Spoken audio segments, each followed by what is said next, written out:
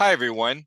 In this video, I'm going to talk a little bit about custom mediation models using the process macro with SPSS.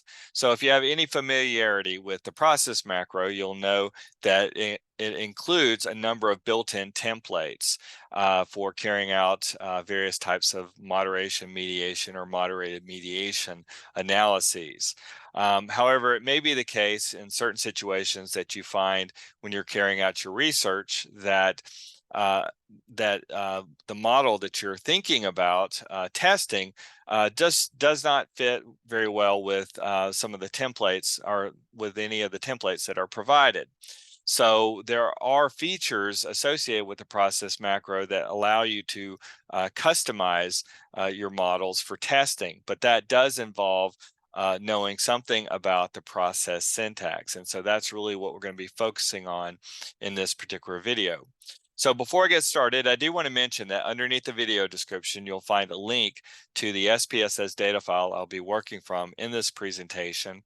And you'll also find a link to a PowerPoint that's going to contain some additional information that you might find useful. And in fact, a lot of the discussion is going to be based around what I've kind of incorporated into that PowerPoint.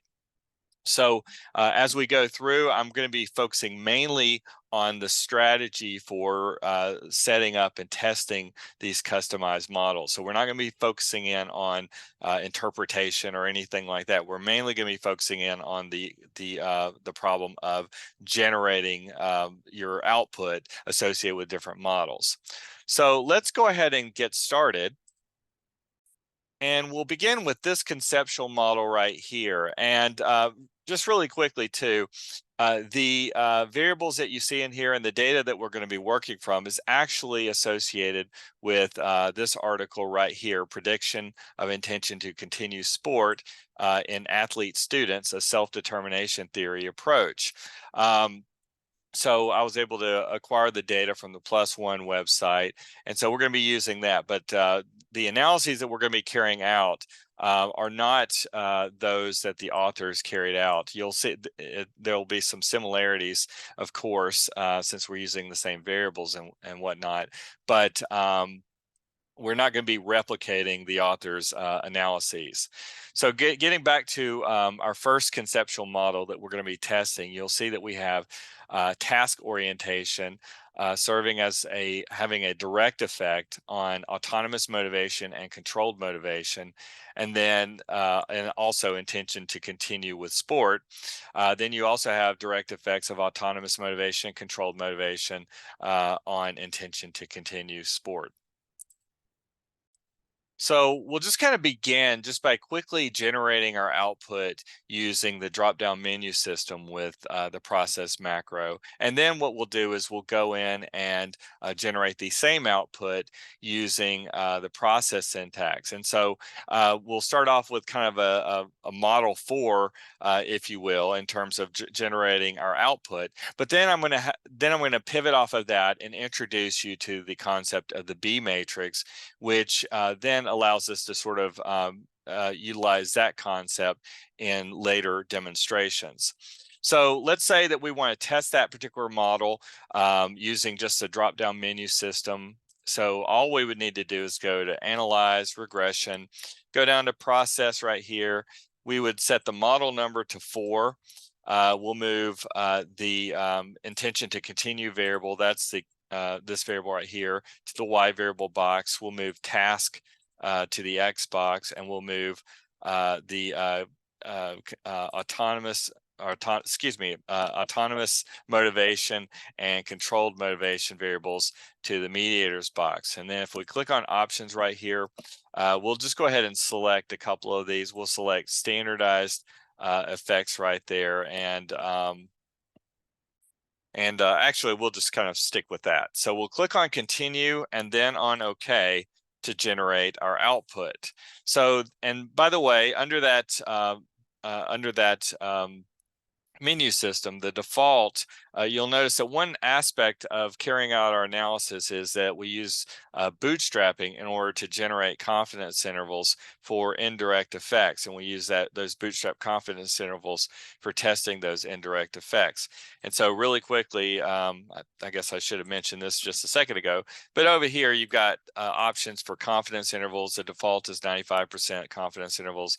And then the number of bootstrap samples is 5,000. That's the default, but you can obviously increase or you wouldn't want to decrease, but if you can obviously change that just by clicking the little button right there. So as we're looking at our output, you'll see just kind of a breakdown really quickly of it. You can see up here we have a description of the model. It's model number 4. We have our y variable, our x variable, and then we have M1 and M2. Those are the proposed mediators in the model, with the proposed mediators being autonomous and controlled motivation. So as we kind of scroll down a little bit, you'll see we've got basically the first regression where we have autonomous motivation regressed onto task orientation right there. So you'll see the regression slope right there, and that's the coefficient that would be incorporated in our path diagram if we were basically providing just kind of the unstandardized coefficients. You'll notice then we've got the control variable regressed onto task orientation, and there's the unstandardized regression slope for that particular model. And obviously both of these, you can see we have significance there. We don't actually have significance with respect to the effect of task orientation on control. So there's our p-value right there. And so that effect is actually not significant. We'll scroll down a little bit further and you can see that we've got the intention to continue variable regressed onto task orientation, autonomous, and controlled motivation right there. So these are the unstandardized regression slopes, and you can see the significance, the p-values that are given right there. And really the only direct effect in this portion of the model is that of autonomous motivation on intention to continue with the sport. We'll scroll down a little bit further and you can see that we get our indirect effects. So these are right here in this area. These are the unstandardized indirect effects of task orientation on intention to continue with the sport.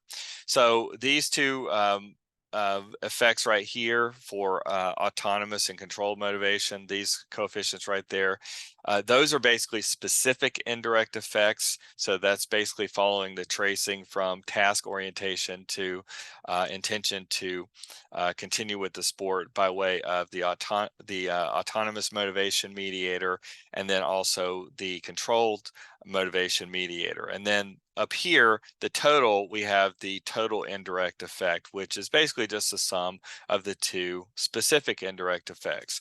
You'll notice too that we have bootstrap confidence intervals. So you have a lower bound and an upper bound, and basically if 0, which is the null, falls between the lower and the upper bound, then in that particular case, you would deem that indirect effect not statistically significant. If 0 falls outside the lower and the upper bound, then you would deem it as statistically significant. So that's just kind of a general overview. Like I said, I'm not planning on going through all of the outputs in any kind of great detail. I have other videos for that, but this is just basically showing you where things are located in this particular demonstration.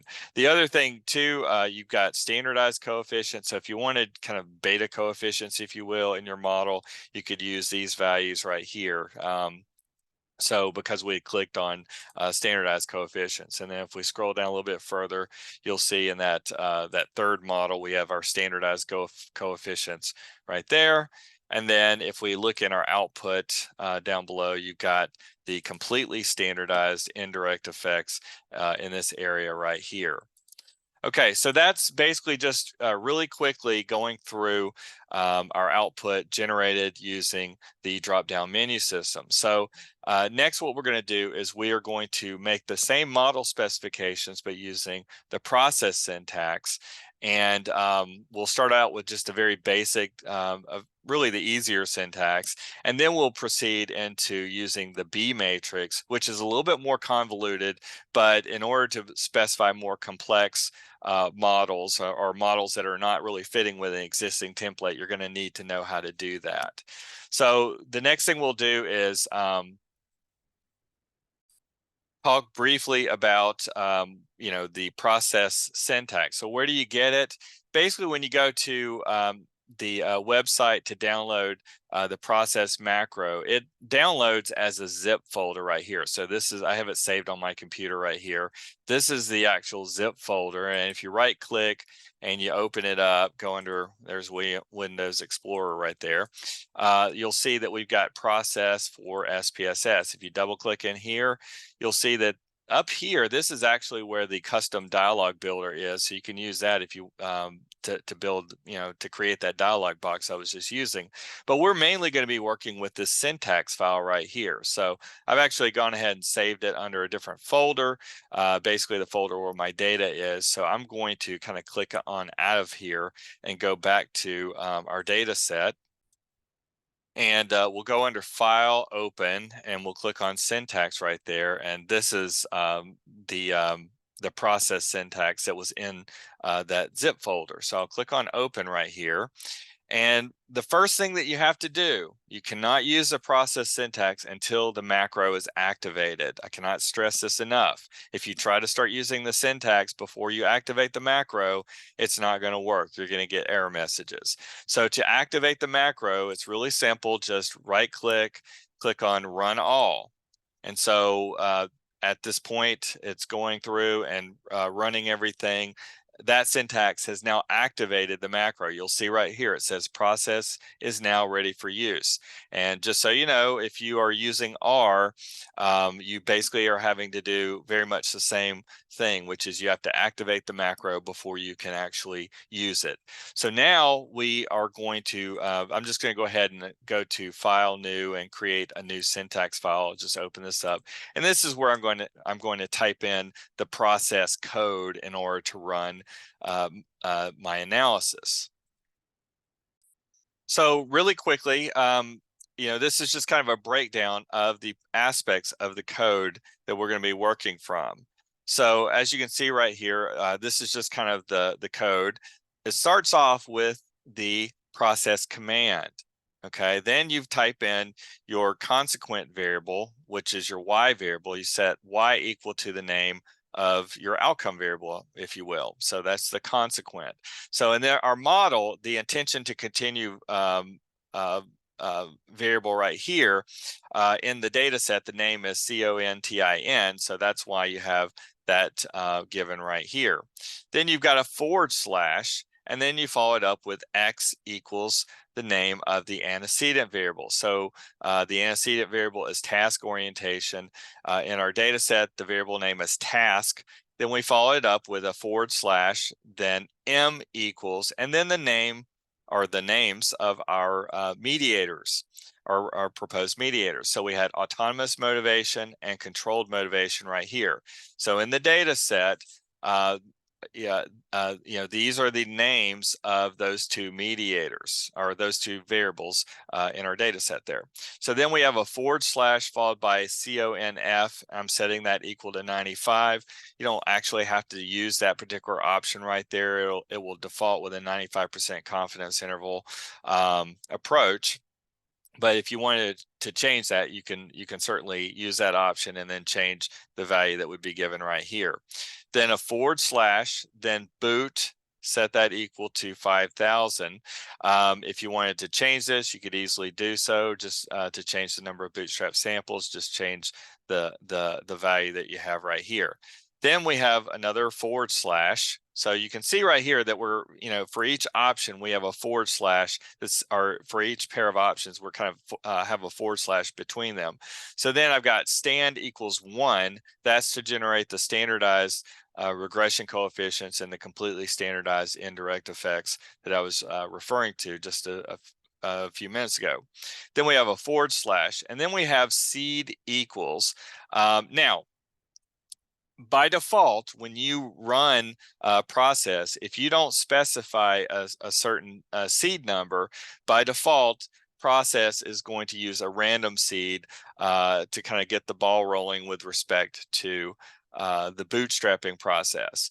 Now that for most of your results, it's not going to make any difference. But when it comes to the bootstrap confidence intervals, then those intervals, the upper and lower bound, if you run your analysis one time and then you rerun your analysis and you haven't set a fixed or constant seed number, then the values of the lower and upper bounds can shift.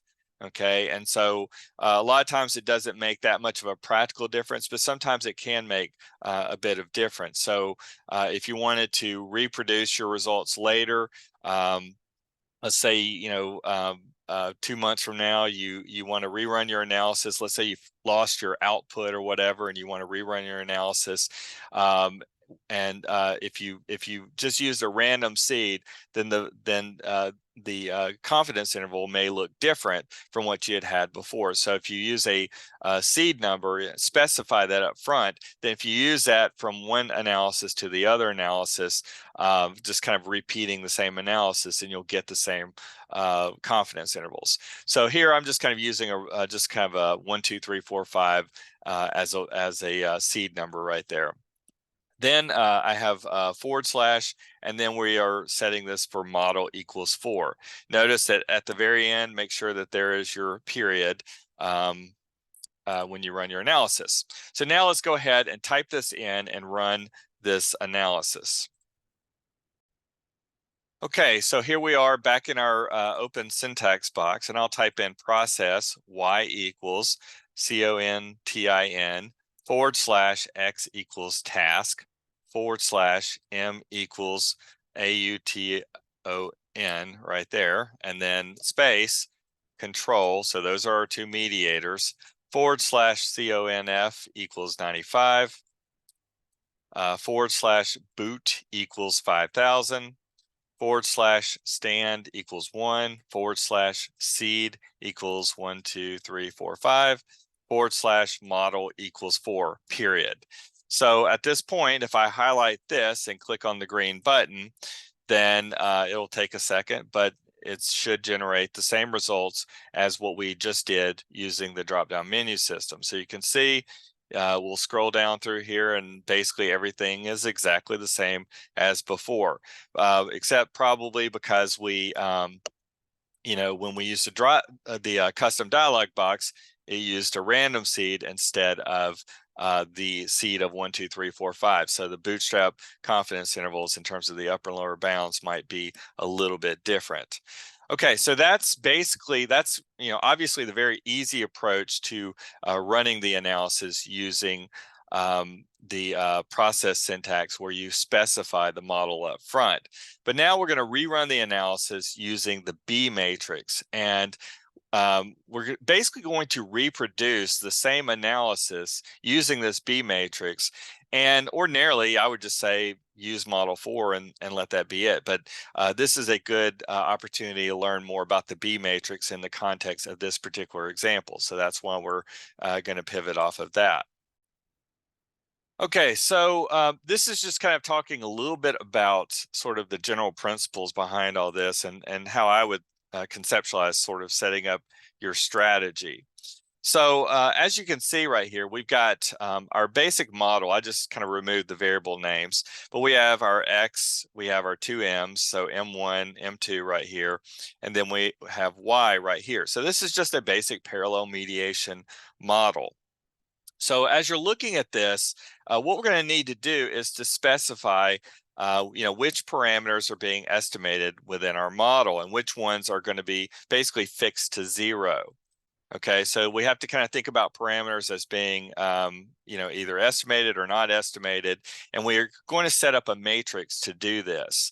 So what I've done is I've created a little bit of basically a matrix down below. So it's essentially a 3 by 3 matrix. And as we're looking at this, I've set this up, and basically this is the way it kind of works. I've set this up where along the in the for each column is headed by a variable that is kind of upstream, where basically arrows are pointing from these variables to other variables within the model. So you'll see right here we've got X is obviously pointing to M1 and M2 right there, and you'll also see that obviously Y is not pointing to anything. So only those three variables, X, M1, and M2, are pointing to other variables within the model. Okay, so then when we look at the rows, each row, you'll see that we've got basically the variables that are receiving the effects from the arrows from the variables that are listed as column headers. So in other words, you can see that M1 is receiving an effect from X. Okay, then we've got M2 is receiving an effect from X, and then we've got Y is receiving effects from M1, M2, and X right there. So that's the way to think about it. So if you kind of set up a grid like this, then basically set it up to where your each column is headed by a variable that's producing effects or sending effects from it to other variables, and then the rows are reflecting those variables that are receiving effects from others within the model.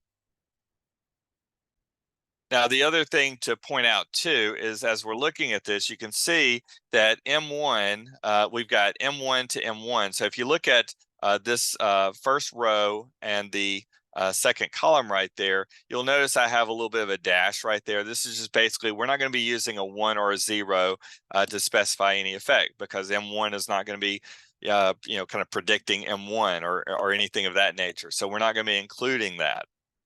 Now you will notice too, the same goes for M2 over here. So when we talk about M2 and M2 right there, we're just going to have a dash. Now you'll notice that we have M1 and M2 right there. So theoretically speaking, we could have an effect that would be specified either where M1 is predicting M2 or M2 is predicting M1.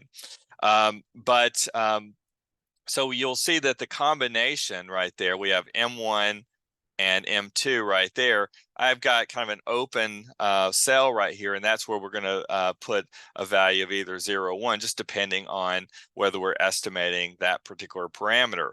But when we look at M1 and M2 right here, you'll notice I have a dash right there, and that's because basically we have to set that to where there's no value associated with it. So we can only kind of estimate that any relationship in this part of the model only once. So next what we'll do is we're going to fill in with 1s and 0s, okay, in order to specify the effects.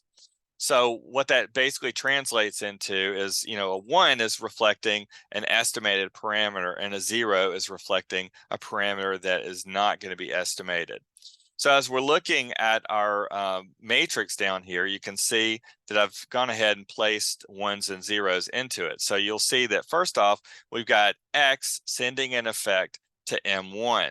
So it's this path right here. Okay, so because we're estimating that, we have a value of 1 put in here. Then we have X sending an effect to M2. So in this particular case right here, then we're going to put a 1 there as well.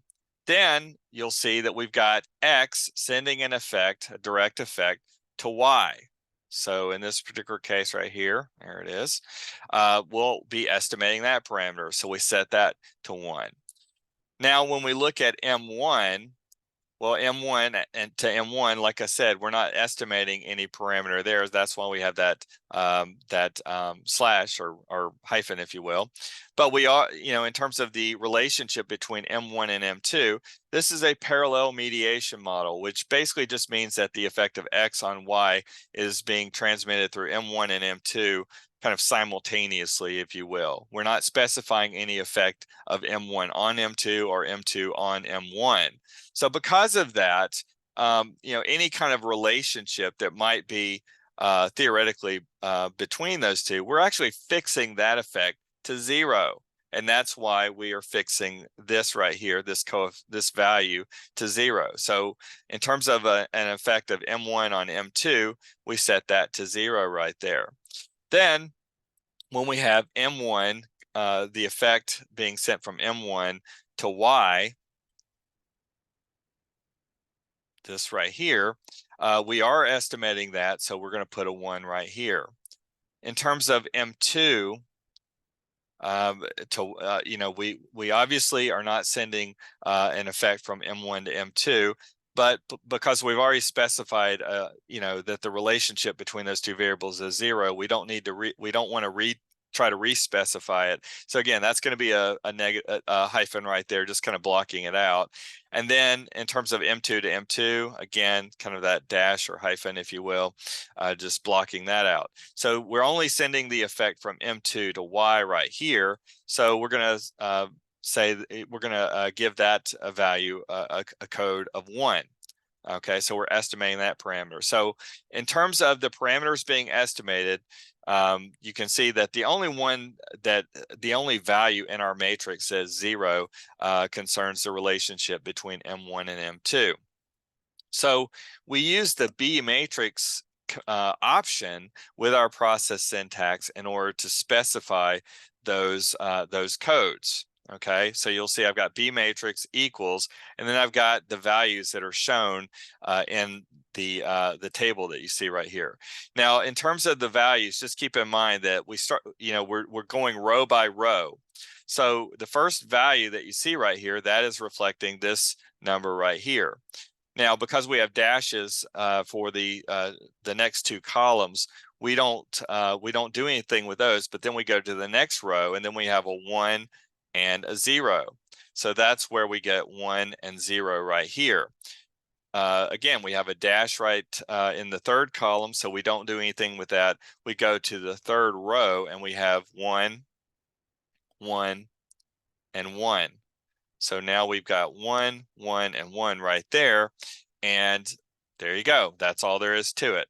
So we just basically take that information and use the bmatrix option with our syntax in order to run this model. So kind of resubstituting our variable names for our table above, you can see again, those variables that are sending the effects listed at the very top of each column, and then the variables reflecting received effects are shown in each of the rows. And so I've kind of just laid out the syntax for you down here. So the syntax is process, that's our command. All of this stuff right here is going to be exactly the same as what we had before. So there's not really a need to go back through that. But we remove the model 4 that we saw previously. This is the previous syntax that we had used. And so we remove model 4, and instead we have our / after our seed number. We have bmatrix, and we set that equal to those codes that we had just identified. And then obviously end it with a period. So we're going to type this into our open syntax file and run our analysis. So I'm going to take what I already typed in just in the interest of time, and I'll paste it in. And the only thing I don't need right here is the model. So I'm going to get rid of that, and we'll type in bmatrix, and we'll set this equal to 1, 1, 0, 1, 1, 1. And we have our period at the end. So we'll highlight all of this, and we'll click the green button. And then that will generate the exact same results that we generated previously using the drop-down menu, and also our previous syntax where we had specified model 4. So all of this is going to be the same. But now, because we've used the same seed number, then the values for those bootstrap confidence intervals should be the same as when we used the previous syntax, but with model 4. Okay, so here's another model. Now, in this case, we are removing that direct effect from task orientation to intention to continue with the sport. Okay, so we still have our table with our coefficients, but in this case, what we're going to do is since we're dropping that effect, we're basically going to fix that parameter to 0. So looking back at our table, again, we have our previous direct effects on our two mediators right here. So we've got task to autonomous and controlled. You can see though that the effect of task on intention is now fixed to 0, or basically, that 0 coefficient is denoting that we're fixing that parameter to 0. Then you can see that we have autonomous to intention to continue and controlled motivation to intention to continue.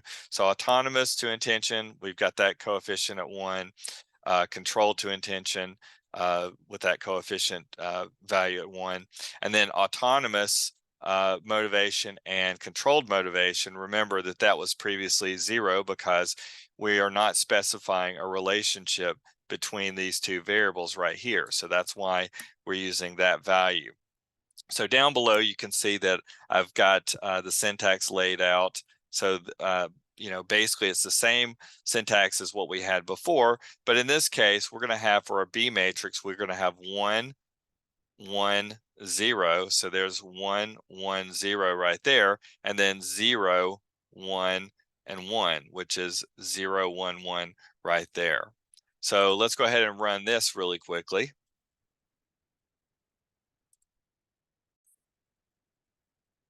So we'll copy this and paste it in and make our final change. Let me just kind of fix this a bit here. Okay, so in this case right here, we should have 2 zeros. So we got 1, 1, 0 and then 0, 1, 1. So that's our example right there. So if we highlight this, click our green button, we can generate our output. Okay, so now we're going to try another model, which is this one right here. So this model is basically a serial mediation model. So in other words, in this particular model, we have one mediator having a direct effect on another mediator. So obviously, you can kind of generalize this. You could have multiple mediators in a model where some are having an effect on others, but this is just, again, a very simple example.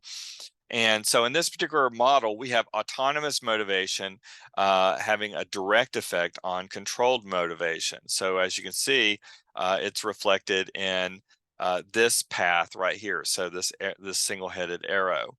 So looking at our table below, you can see once again we've got everything else that we had before. We still have that the effect of task orientation on intention to continue. That effect is fixed to 0, so there's no path coefficient that's estimated right there. Really, the only change then is from autonomous motivation to controlled motivation. So we've got from autonomous to controlled right here, and so we're going to fix this path to 1. Okay, so or actually we're just using the 1 code, if you will. We're not fixing the path to 1, but we're using the 1 code right there when we are using our B matrix option. So now you can see right here, we've got, using our syntax below down here, we've got 1, then 1 and 1 right there. So 1, 1, 1, and then we've got our last 0, 1, and 1 in that third row. So 0, 1, and 1. So just kind of keep in mind too that in terms of the layout, make sure that because we have an arrow from one mediator to another mediator, make sure that you include the mediators in that order in this part of the process syntax. So we've got the mediator. The first mediator is the autonomous motivation. The second one is control motivation. And so make sure that it's laid out in that order. Okay. And then that obviously affects the B matrix coefficients that we're working with as well. So let's go ahead now and run this particular model. So here we are back in our syntax. I'm going to actually copy this and paste this the previous one in, and at this point, what we're going to do is we're going to basically have our 1 1 1 and then 0 1 1 right here. And we'll go ahead and highlight that, click on the green button to run, and we'll get our results. So as we're looking at our output here, you'll notice that we've got still you'll see it says model custom. We've got Y is the intention to continue variable, X is task orientation, M1 is autonomous motivation, and M2 is control motivation. There also is our seed number that we had used. So we'll scroll down a little bit, and you'll see the first model basically is that autonomous motivation regressed onto task orientation. So there's our regression coefficient right there. The second model, we have control motivation or controlled motivation regressed onto task orientation and autonomous motivation. So there's that change that we had added right there. So now our mediator 2, we have prediction from the first mediator. Okay, and so you can see right here it actually is positive and significant right there. There's a p-value.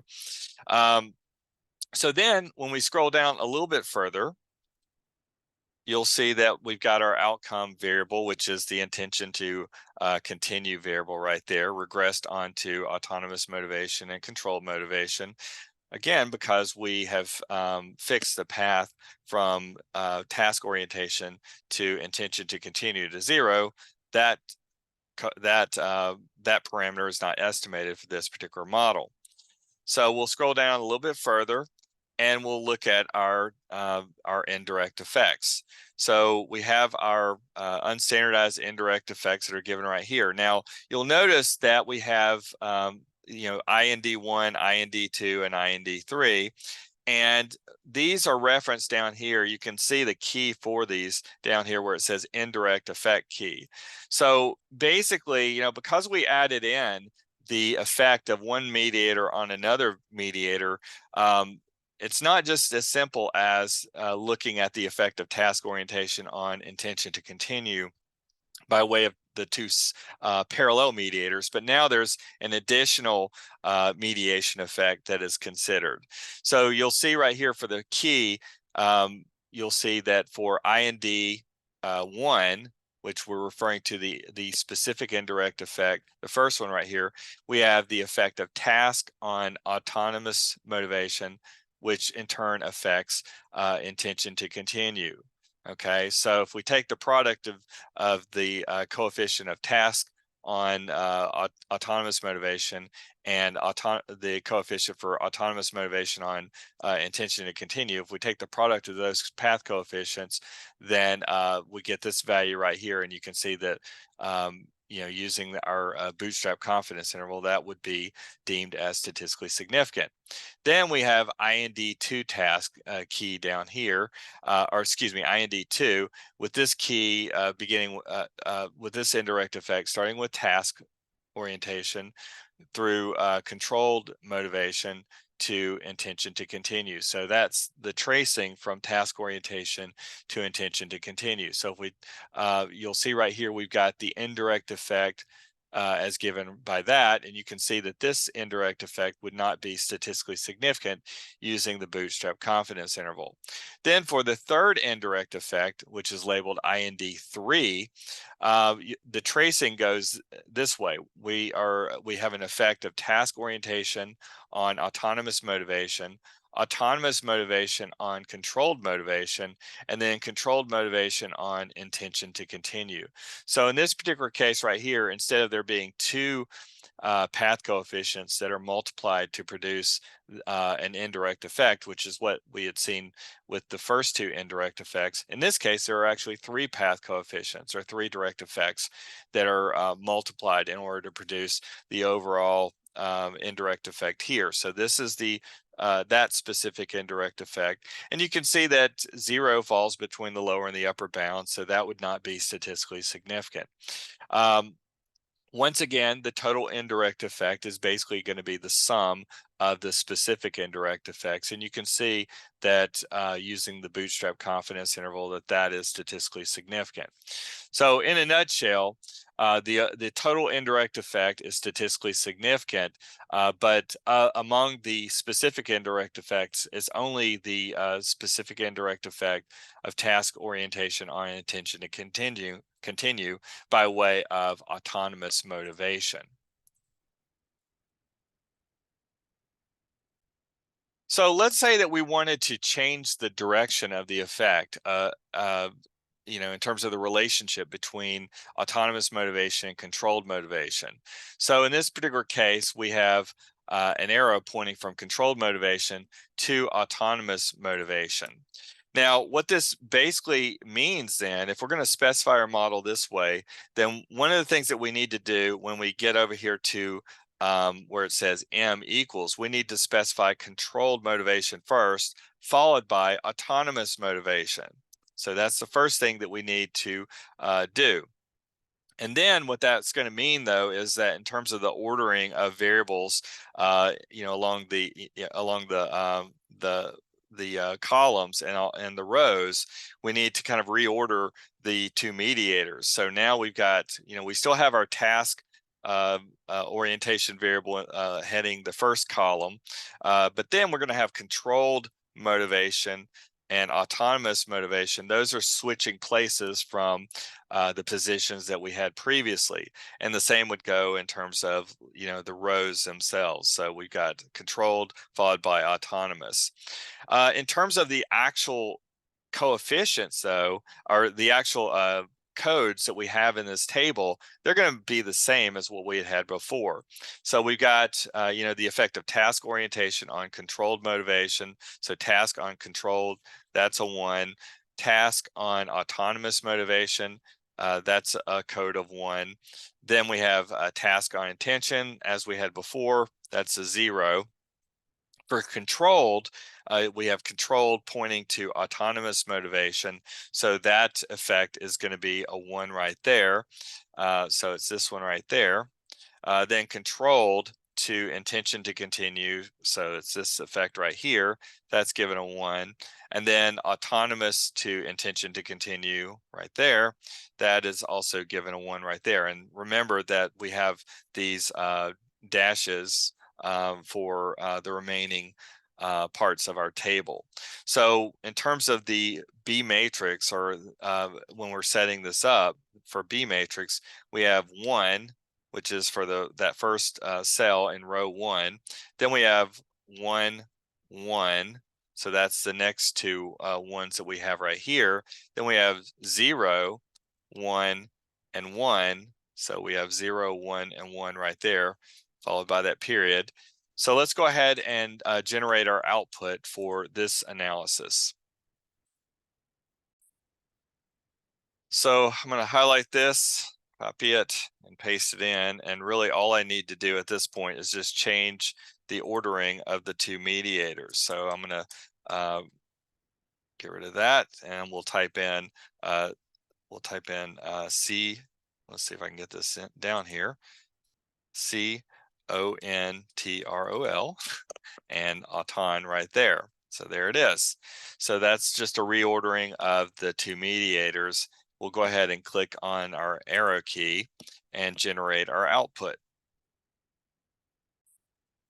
Okay, so now as we're looking at our description of the model, again, it's custom, but you'll notice that M1 now is control and M2 is the autonomous motivation variable. So as we kind of scroll down a bit right here, you can see that we've got the regression of the control variable onto task orientation right there. So there's our direct effect within our model. When we scroll down a little bit further, you can see that we've got the autonomous motivation variable being predicted by task orientation and controlled motivation right there. So then when we kind of scroll down a little bit further, we can just kind of take a look at the last model right here, which is in a nutshell just the intention to continue regressed onto controlled and autonomous motivation. When we scroll down a little bit further, you'll notice that we have a similar situation to what we had before in terms of the number of different indirect effects. So these are all specific indirect effects, and we have the total indirect effect right there. And here's our key. So the IND1 indirect effect runs from task orientation to controlled motivation to intention to continue. So this is that specific indirect effect right there. You can see it's not statistically significant. Then we have IND2 label for that indirect effect. And when we trace it, it traces from task orientation to autonomous motivation to intention to continue. So that indirect effect is given right here, and you can see that that is significant. Then we have IND3, which is tracing from task to control to autonomous motivation to intention to continue. And we have that indirect effect that's given here, and you can see that it would not be statistically significant. The total indirect effect, as you can see, is 0.2154, and that would be considered statistically significant. I will mention too, in terms of the process code, that you can incorporate covariates into your model. To do that, just basically involves the cove option. So in other words, you would just be sure to include on that line COV is equal to, and then the names of your covariates, with spaces in between. Just kind of keep in mind, I believe that that the covariates will be incorporated kind of as additional predictors of each of the variables that's being predicted in your model. So that's just something to kind of be aware of. But anyway, that's going to wrap up this video presentation. I hope you found it useful. Obviously, there's a lot of it takes a lot of work to sort of think through using the B matrix. That's why I do encourage you to draw out your models, draw out your conceptual model. I would also suggest, at least while you're learning this, to draw out the statistical models that are kind of go into the overarching model. And then also, just kind of set up those B matrices in the kind of the way that I was showing you, so that you can kind of make sure that you are specifying the correct effects. So at any rate, again, that's going to wrap up this video presentation, and I appreciate you watching.